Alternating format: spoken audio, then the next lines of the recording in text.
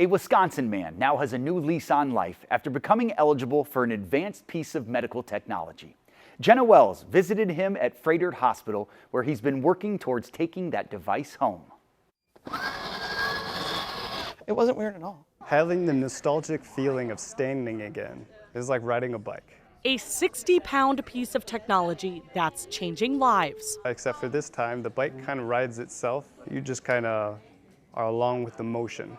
3 years ago, Jacob Sartucci was in a car crash that left him paralyzed from the waist down. He's been using a wheelchair since, but now that will change. We have a song and dance prepared for that for you.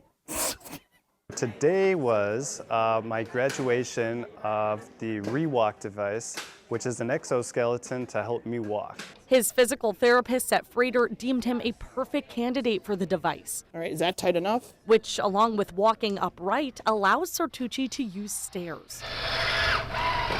And I never personally thought that I would ever get the chance to try, yet alone take home one of them. It was like a dream come true, honestly. The exoskeleton is programmed and fit to him, controlled by a wristwatch and buttons on the hip. He actually learned very quickly, and the speeds and everything needed to be turned up in order to keep up with him. You're gonna keep walking all the way there?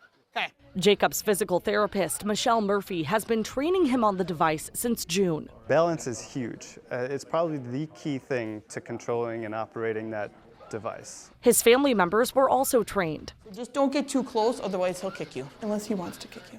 Oh, he will. Something that somebody always uses with the assistance of another person for safety. So do you want to do the stairs? It has been a long journey.